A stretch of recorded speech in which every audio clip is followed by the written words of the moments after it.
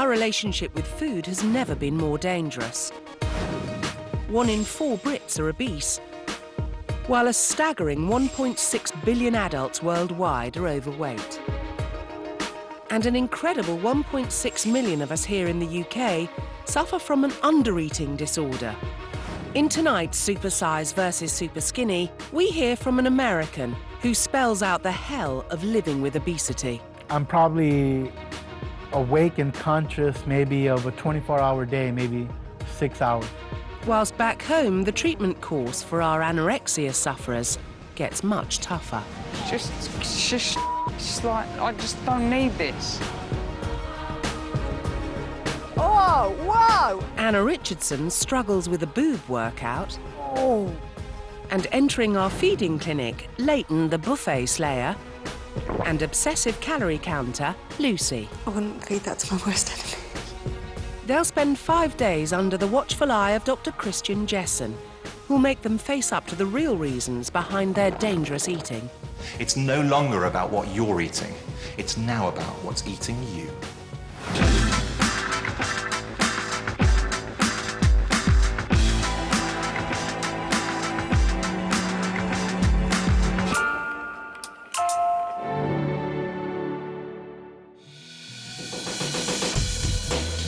A new week in the diet den brings 2 new swappers, eager to change their horrific eating ways. Super skinny Lucy is consumed by the need to control her calories.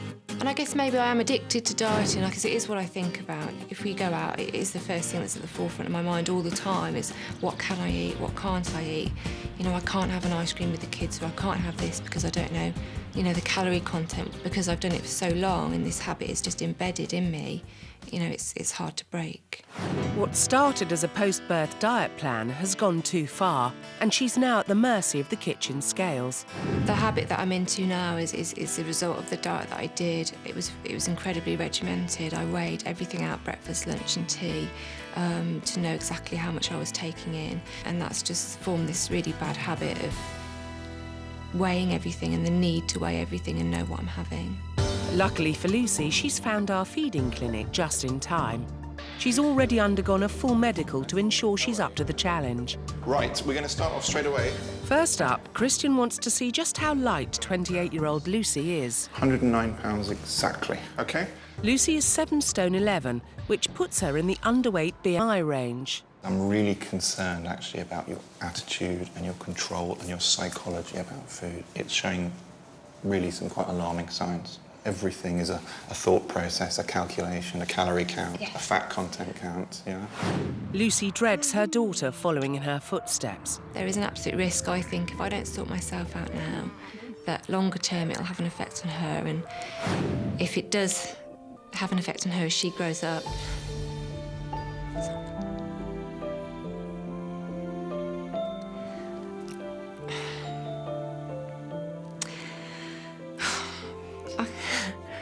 I couldn't live with myself if she grows up and has the same problems that I've had. Don't worry, Lucy, some supersize help is at hand, in the form of Leighton, your new housemate. Leighton. Nice to meet you. Leighton tips the scales at 23.5 stone, which is about 3 little Lucys. I'm the same size round as I am height, so, you know, and to me, I would describe myself as an egg. Good afternoon, Edward speaking. How can I help? As a hotel manager, he's first in line for the belly-busting staff buffets. Working in a hotel, I'm always surrounded by food and it's easily accessible. That's why I probably find that I eat. And shoveling down fatty takeaways at home help keep Leighton's weight on. Which is why we've booked a room for him at the fully inclusive feeding clinic. A BMI over 40 is morbidly obese. Over 50 could be fatal. Your body mass is 57.5. And morbidly obese basically means very, very high risk of illness and disease and actually death. Your heart rate's really quite high, and you probably find that even with a short walk, you're quite out of breath, sweaty, heart rate's going, which implies that you're just desperately, desperately unfit. At 27, single Leighton's desperate to meet someone, but always fails to get the attention he longs for. At my current size now, when I do go to a bar, I find it quite hard to approach someone because, you know, I find that they're not going to be interested in me, they're not going to sort of want to talk to me, so I just sort of find that it's easier to stand in a corner and be around my friends than sort of it is to sort of mingle and talk to people because I just think people are not interested. Leighton and Lucy are going to be swapping their polar opposite diets for 5 days in a radical approach to break their terrible relationships with food. Time for Supersize to meet Superskinny. Nice to meet you. Nice to meet you. I'm Lucy. My name's Leighton. Hi. By looking at her, I got the impression that, you know, she doesn't eat. Quite tiny little wrist. It's okay. My lack of calories affect me and my mood swings. So with him eating that food, I'm worried for him that it might affect his sort of, how he feels in the house this week. Leighton and Lucy have provided details of a typical week's meals, and Christian is about to show them exactly what that looks like. Lucy, we're going to start with your breakfast. Let's have a look. What do you have the porridge with? Water. You have it with water? So, yeah. Why not milk? It was a way of cutting back on calories. Let's have a look at lunch. So pittas filled with what, usually? A bit lettuce, cucumber. So it's very samey, your diet. Do you have the same breakfast every single day? Yeah. Absolutely rigorously, no variety? No. Let's move on to dinner. What's that? Noodles, but spaghetti bolognese. What happens if you go out for dinner or go to a friend's house for dinner? I'll always try and make up an excuse not to go. So your diet actually restricts your social life quite considerably. Completely. But what do you snack on? Nothing. I'll fill up on water. It's water you use to curb your appetite. In a diet virtually devoid of red meat, fish or pulses, Lucy's only getting half the recommended amount of iron in her diet, meaning she could face anemia, which can lead to heart palpitations and lethargy. And her lightweight 1,000 calories a day mean Lucy is under-eating by 3.5 days a week. Let's have a look now what you get through, shall we? Breakfasts. Let's see how they compare. Sugary cereal. Leighton, what happens next? Lunch? Talk me through lunch. Chips, sausage roll, beans. Wow, is that one meal? It's a pie, it's a burger, it's more chips. This is all sort of quite quick convenience food. They're looking absolutely terrified. Let's have a look at dinner. Looks exactly the same as lunch. Do you ever cook for yourself, Leighton? Very, very rare. Two more burgery things. Coleslaw full of mayonnaise, high fat, burgers full of fat, full of salt. Look at the difference already. Let's have a look at what you snack. All right, you get through 1.3 kilograms of chocolate and biscuits and sweets every week. And crisps. Yeah. Are you shocked? Very. You're heading for disaster. The proportion of fat in an average man's body is 15 to 17%. Leighton's body is an artery-blocking 47% fat. This is just oil that is in all that processed, deep-fried food that you so love at your work canteen and that you eat at home. The average man needs 2,500 calories a day. Leighton is eating 5,400 calories a day, meaning he's overeating by 8 days a week. That's not a year's worth of oil, that's weekly. I knew I didn't have a healthy diet, but I didn't think it was that bad. Let's face it, we're all obsessed with our bodies, weight and food. I'm Anna Richardson, and even though I've lost 2 stone in 2 years, I'm still not happy with how I look. All I see is imperfection. I've become totally hooked on getting the body beautiful, and if there's an easy, quick fix like Botox or teeth whitening, believe me, I'm up for it. But I've also signed up with a personal trainer to give my body the kickstart it needs and tackle my problem areas. Oh! 65% of women in the UK are unhappy with their breasts, and I'm no exception. In a bra? Good bra? Not bad! Out of a bra? I literally knocked my boyfriend out. What can you do? I can sweep the carpet with him. Boobs, like people, come in all shapes and sizes. But what makes the perfect pair of breasts? What makes the perfect pair of breasts? Medium and firm. Yeah, medium and firm. I am canvassing opinion, I'm interested. Small, pert and firm. Small, pert and firm. Thank you. Don't like big ones. No. Never had the opportunity, but don't like big ones. Well, I'll go for big ones. You go for big ones? Yes. The question is, what makes the perfect pair of breasts? Pert and symmetrical. Like, pert and... Pert and symmetrical, so they just stand up without a bra? So most people seem to agree that pert is the way to go. But to me, pert and a 32F bra size is simply a contradiction. If I'm to get my perfect breasts, I reckon I'll have to try and shrink what I've got. OK, straight to count. Saying that, glamour model Sam Cooke has the same cup size as me, and hers seem perky enough, so maybe she can give me some tips. Wow, wow, wow, wow. Now, Sam, right, your boobs are perfect, right? Thank you. Mine are not. So what tips have you got to make them look as good as they can possibly be? It looks good if your nipples are a bit erect when you've got no top on, because yeah. it makes your whole boobs suck up. Right. So I either do a bit of nipple twiddling or a bit of the old Coke cans. Have you got any exercises you can show me? Yeah, I've got a few. Right, I'm going to get my gym gear on. Hang on. It's just like a press up. The further away you are from the ball, the harder it is. And then just drop. What's it doing to your knockers? Tighten them, give them a better shape. This is how the professionals do it, Sam. I think you're right. Oh! How many have I got to do? 15. God. 1. Sam's boobs have been voted some of the best in Britain, and if exercise works for her, I'm going to get my trainer Matt to give me a boob camp workout. Get it? Boob camp? Never mind. Oh, whoa! Hang on a minute. That's really hard. Breathe out on the way out. Good. Keep the hips up and up it goes. Oh. I've been working out like a good 'un, but I'm still left with big boobs that are more pendulous than pert. Exercise only isn't going to slim down these puppies. The bottom line is the only option if you want smaller breasts is surgery, something I've often considered. Today, I'm going to watch an operation, but before I do, surgeon Mr. Arnstein shows me what kind of results and scars can be expected after a breast reduction. Here's a lady who's, you can see, is very heavily breasted. Now, afterwards, here's the scars, and these are fairly early scars. Yes. The scar on the front of the areola is on show, but much below that hides into the fold. So all you really are going to see then really is just a little bit of scarring just down the front of the breast. All being well, it heals as a fine white line, but that's no means certain that it'll happen like that. And sometimes you get stretched scars, sometimes they're red and lumpy and take a long time to settle, sometimes they don't settle. You couldn't not be thrilled with that result. As I change into my surgical pyjamas, suddenly the reality of what's about to happen hits home.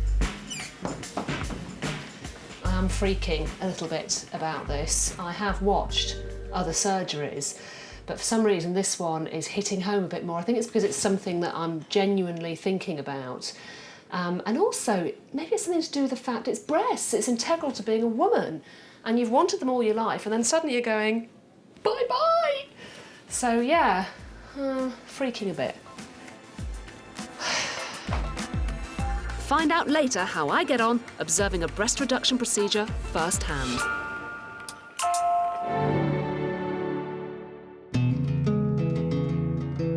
Supersizer Leighton and Superskinny Lucy are about to embark on a 5-day diet swap.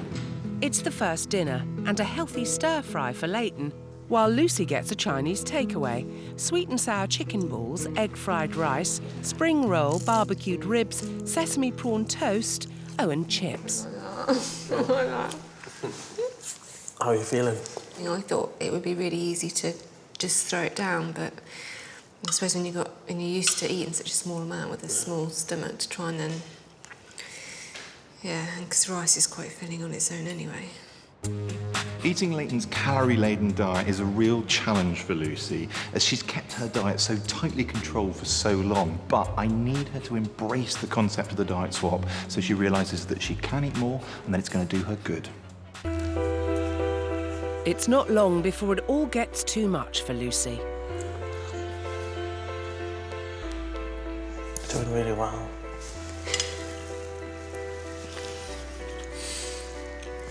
I'm quite sick. I've had enough. Honestly, I think you've done really, really well.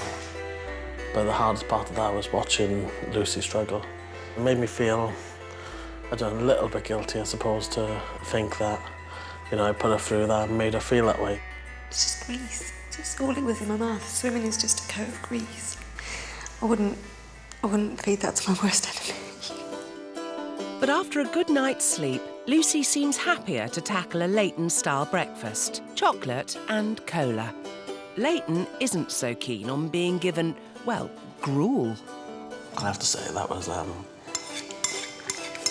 Go on, be honest with me. rather boring. I'd have rather about that. And that chocolate pie. I did eat it though, which is better than last night's attempt. That's true, actually, got an empty plate. I think I feel angry to the point where I've got a headache with it, so not just sort of stomach cramps, but I've got a little sort of mild headache, whether that's from the lack of food. You know, I'm feeling quite tired and starting to feel a little bit miserable now. And later on, he falls fast asleep on the sofa. Lethargy, breathlessness and loud snoring can be a side effect of extreme obesity. Leighton's ignored the many warning signs that his body's been giving him, and I don't think he realises just how much worse his health's going to get if he doesn't change his eating habits. He needs to see that this is not just a doctor's lecture, this is reality. Obesity cuts short the lives of 30,000 people in the UK every year. 1.6 billion people are overweight worldwide, including 2/3 of all American adults. In this series, we're turning the spotlight on 8 morbidly obese Americans who are a dire warning of just how bad things can get. When you're this weight, there's so many ways to die. It will affect every aspect of your life. Make the right choices in life. Don't wait till it comes too late. Don't take life for granted. Life is too precious. Don't wait until it's too late, because if you don't, you'll die. For these 8 weighty US citizens, it's too late to turn back the clock. When you get this desperately ill, you're in trouble. But it's not too late for Leighton, yet. And 36-year-old Edward from LA, who weighs 27 stone, wants to help drive the message home. He's sent a personal message to help Leighton understand he needs to address his unhealthy eating issues right now. As I was growing up, I was basically the only child in my grandmother's house. She cooked for an army, and she always cooked for an army. They didn't look at it like, well, he's gaining weight, it's unhealthy. They didn't think that it was such a problem. The things that I miss most are going out on Friday and Saturday nights. You meet someone at a club or a bar, or you go for a walk. These are the simple things that I can't do anymore. It's a special kind of person that you're going to find that's going to want to hold your hand while they're walking and you're rolling down the street on a motorized scooter. Because I'm overweight, it caused me to get diabetes, and the diabetes resulted in me having kidney problems, which caused renal failure, and I ended up with edema, which means that I have swelling of the legs, and I ended up with neuropathy in my feet. The neuropathy basically means you can't feel anything on your feet, and I developed an ulcer on my toe, and that ulcer on my toe infected a bone, and they opted to just remove the toe to guarantee that it wouldn't infect the rest of my foot and end up amputating my foot or my leg. My kidneys are so badly damaged that I can't overexert myself, so I can't really be on my feet too long, or I become very lightheaded. I'm usually always tired. I'm probably awake and conscious maybe of a 24-hour day, maybe 6 hours. Leighton, filling your time by eating now, you know, it feels good, but eventually you're gonna end up in the hospital, and there's gonna be a lot of agony and sickness involved. If you can avoid that, wouldn't you want to? Don't let your weight get out of control. You'll definitely have a happier life and live a whole lot longer and a whole lot happier.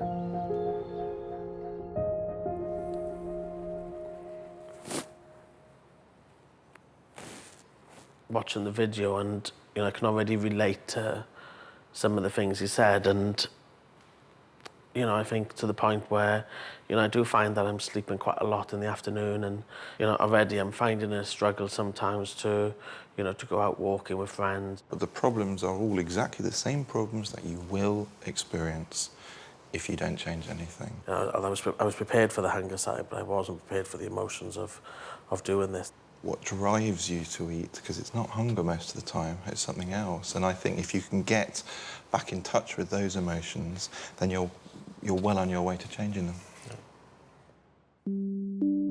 Leighton takes on Christian's advice, and with Lucy's help, he looks into his past to find a specific trigger point for his extreme eating. This picture, I'm about 12, 13 years old. That picture is probably around about the time where I really did start to question my sexuality. I wanted to be in a relationship, didn't know if I wanted it to be a girl, if I wanted it to be a boy. You know, I was really confused, and I think that's where I did start having meals in school and start snacking. I think I knew about the age of 17 that I was gay. By then, I'd already got into the stage of the snacking and the eating and, you know, going for the unhealthy options and having the pasty and chips and beans for lunch. You know, in this picture, I think I chose to dress up that year because I could make a joke of it, and you know, going out on, you know, going out on the, yeah. I think recently, I think the more and more I thought about it, I think I do hide behind food. Until I came here, I never really thought that my weight was a problem for me. You know, and I think definitely I'm realising that I do have a bigger problem with the size than I sort of used to admit. Leighton now realises just how much his weight has affected his confidence. And now it's Lucy's turn to look into where her eating problems began after the birth of her first baby. What do you think? Can you see what I can probably see in that picture, that I'm probably quite a bit bigger? So when I look at that picture, I don't see someone that's fat or unattractive. You know, I think for someone that's just given birth, you look quite okay. You look really good, actually. I was probably quite obsessed with just getting the weight off as soon as I could. With everybody saying how good you look when you lose weight, it's really nice that people are saying it. So I just kept pushing myself more and more without even really realising, I suppose. And I think that's where, you know, it went from being slim to being skinny, I suppose. Actually starting to look and think why I've gone from what I can see as my happy time to sort of now where I'm at a point where I think I didn't give my body a chance. I think I just took it way over the top.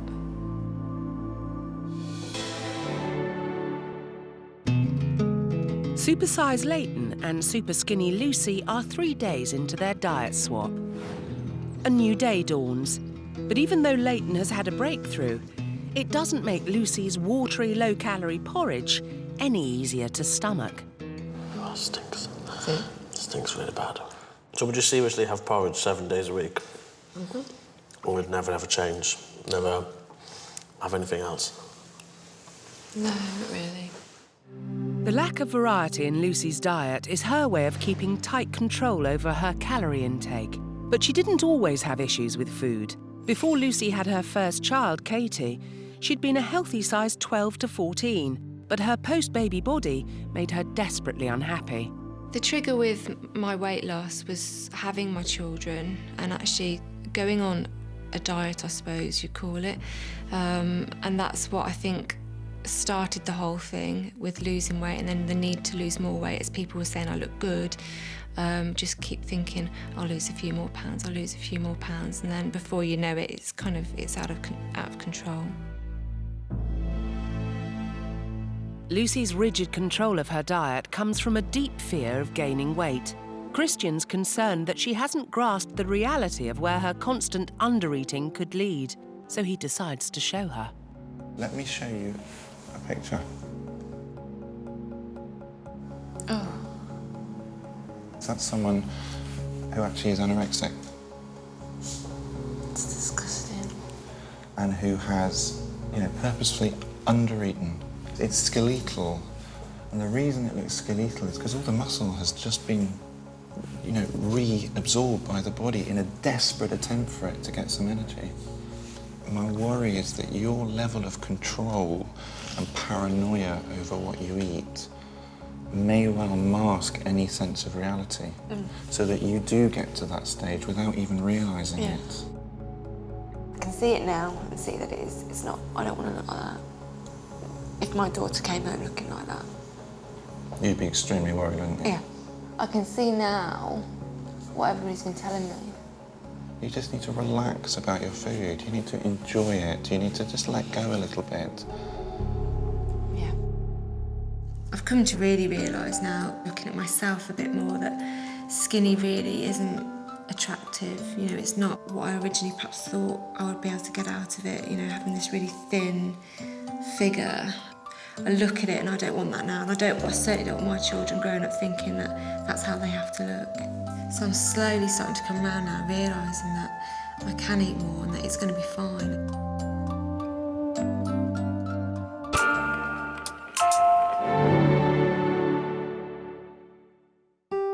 "90,000 people in the UK are being treated for an eating disorder, including anorexia nervosa. Ashley, Morag, Roz and Fiona are anorexic. They're on an 8-week course designed to challenge some of the key aspects of the disease as part of their road to recovery. I have forgotten what it's like to be normal. I think I can see it and I can almost touch it, but I can't quite get there. To assist our sufferers, we've recruited consultant psychiatrist Dr Peter Rowan and eating disorder dietitian Ursula Philpott. This week's task is a trip to the supermarket to help the group break their cycle of behaviour towards food and move away from safe and familiar choices. The group have all been given the same shopping list. A jacket potato. A cheese filling, not cottage cheese. Another filling of your choice. Spread, margarine or butter. A pudding, no fruit. None of the above items can be a low-fat or diet option. An everyday task for most of us, but not so easy if food is the enemy. The shopping list I've written today deliberately includes 2 higher fat items: cheese and butter or margarine. They're items that the group wouldn't normally buy, and so they'll probably find them quite anxiety-provoking. I'm not a big fan of cheese, to be honest. I don't really know how much to have or what kind of cheese I like. I've just not got much experience with it, I guess.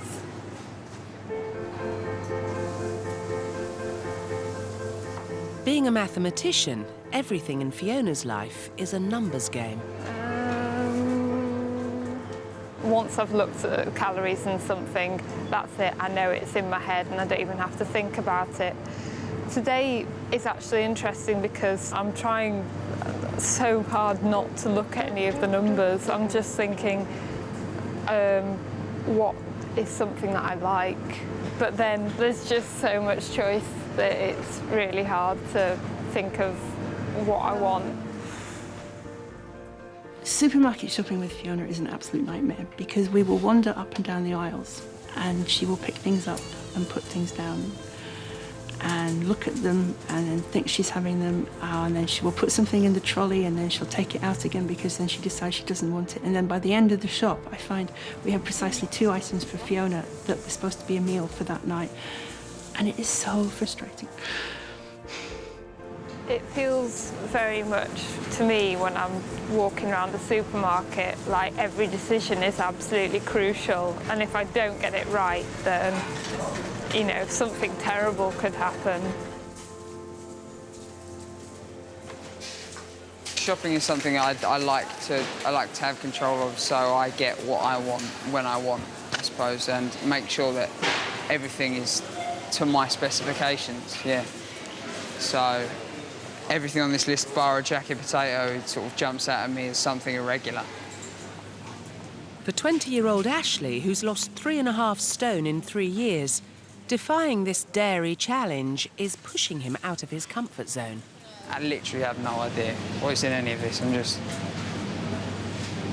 want to get out of here. Just get whatever I need and just, I don't really want to be here, to be honest. It's just like, I just don't need this. It's just in the way. I feel like I've got to fit this mould.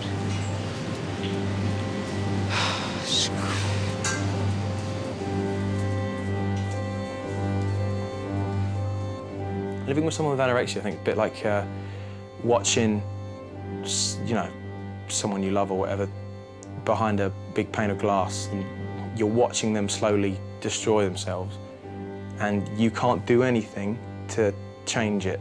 You're forced to watch it. And nothing you say makes sense to them, but it's so frustrating.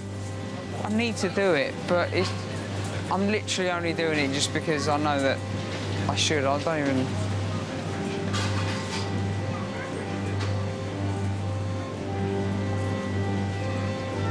Such... Forget it. Anorexics often have real difficulty in shopping for food, typically in supermarkets. They have a whole lot of conflicts in there. They're driven in a way by wanting food and wanting to eat, and being surrounded by it, it's natural for them to be completely looking at it in excessive detail all the time, how many calories are on it and so on. And at the same time, they're actually terrified to eat it.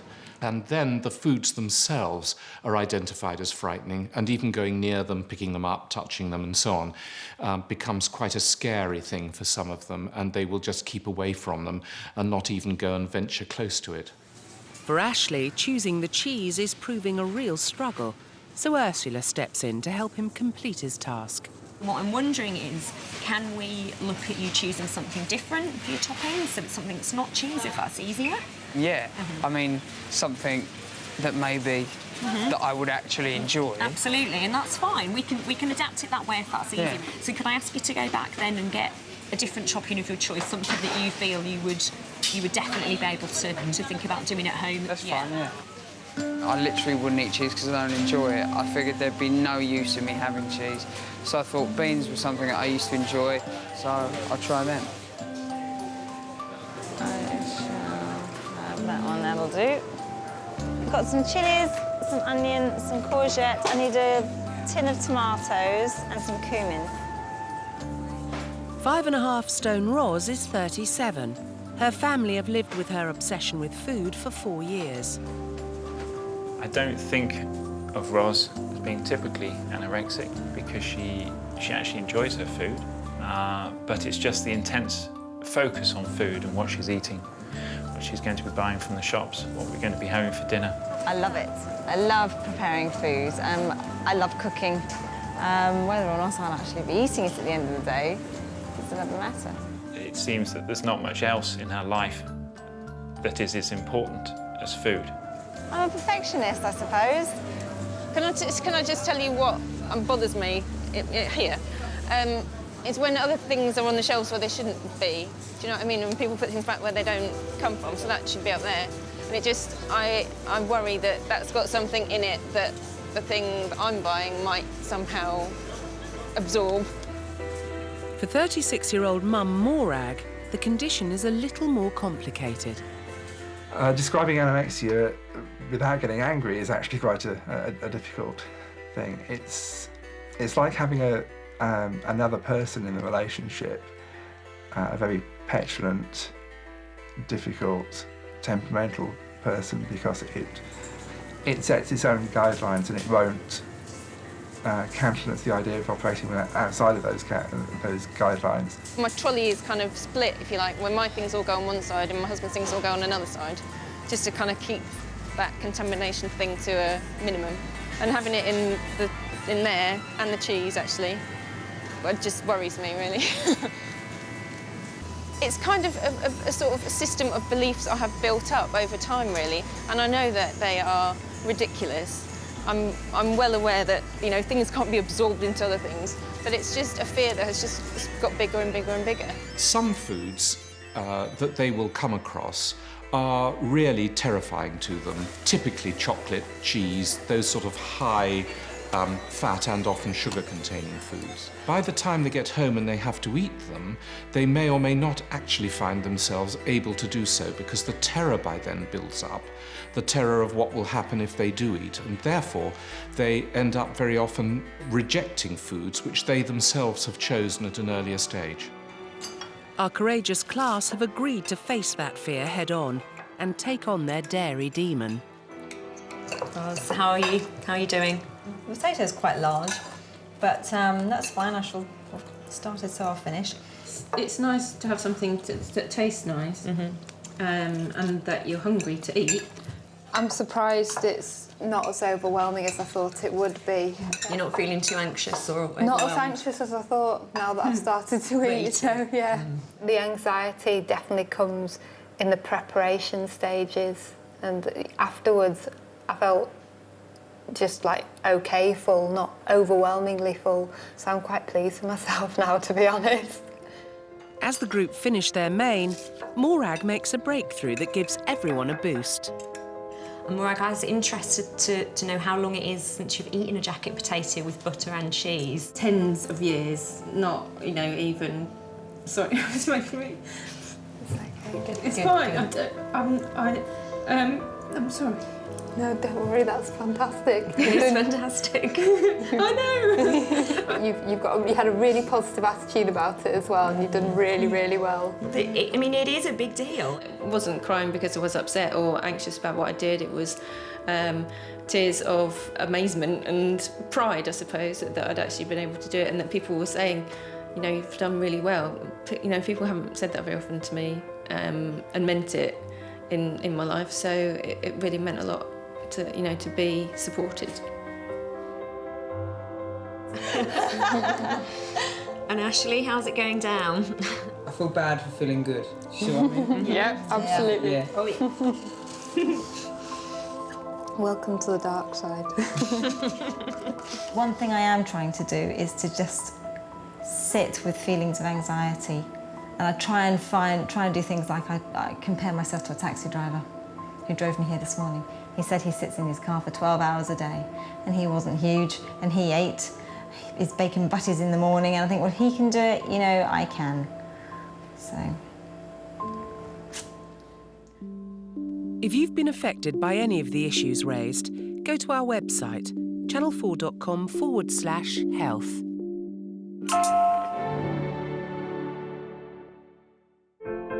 Supersizer Leighton and Superskinny Lucy are nearing the end of their diet swap, and they've come a long way. During a last outdoor picnic, Leighton contemplates the impossible, leaving some of what's on his plate. Are you feeling full? Almost. Are you feeling full? I think I'll eat this and then I'll be full. Good. And I think I'll be... Oh, I'll be so pleased. And the opposite is true for Lucy, as she chows down like a trooper. That's going to be the first actual meal that you would have finished they would have eaten everything. So I'm just so annoyed I've not realised it sooner. Before they head for home, Christian gives Leighton and Lucy their diet plans for the next 12 weeks. Let's talk a little bit about the diet plans, what you're going to be off on. And really, the emphasis on it is not restriction. You can still eat those things that you really like. You can still eat healthy food, but really for both of you, it's about portion. So you're getting a bit more in your food, you're getting a bit less, but you're still both going to enjoy it, and therefore I hope you're going to stick to it, all right? Let me give them to you. Here we go, Lucy, that one's yours. Leighton, that's yours. And all I can say really is best of luck. This is it, and I really hope you enjoy yourselves, and when I see you again, you're going to look healthier and happier and be well on your way to big changes, okay? Cheers, thank you very much. You know, before I came, I always thought my problem was just my diet, and it hasn't been just my diet. And as the week has gone on, has made me sort of realise that and sort of think about why it is I do what I do and why it is I've sort of got into those bad habits. It's about respect for my body and, you know, not to fill my body with that crap anymore. All the best. Take care, yeah? I'm going to go home and I'm going to carry on eating what I ate, but I know now, and I'm excited now, that I can eat loads more of it. It's just about letting that fear go. And actually, once it's gone, you feel so much better.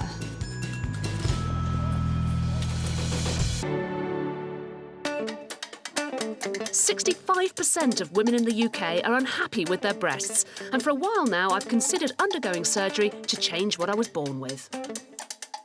So I've come to witness a breast reduction procedure to see exactly what it involves." They've not even started cutting yet, and already the smell and the whole ER-ness of it is making me feel a bit... The first part of the procedure is taking off the nipples. They'll be sewn back on at the end of the operation. A bit hot and bothered. Oh, I can still see it. The surgeon then opens up the breast and starts cutting out the excess tissue. By this point, I'm afraid that my journalistic cool has abandoned me and I'm a gibbering wreck. To my left, I've got 2 bags of human flesh. To my right, I've got a body minus 2 bags of human flesh. Really weird. Really, really weird. Once the patient has been sewn up again, minus those bags of flesh, it's time for the nipples to be reattached. The operation takes about 2 hours and the patient was very happy with the results, but it's just too weird for me. I'm not sure what I was expecting, but I really wasn't expecting that. And having witnessed it and bags of flesh on the side, there's just no way I could go through that with my boobs. It makes me feel too weird. So that's pretty much me done. I think I need a bit of a lie down.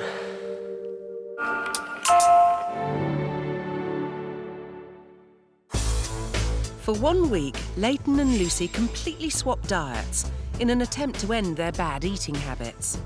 After 3 months, they're back to see Dr Jessen to see if it worked.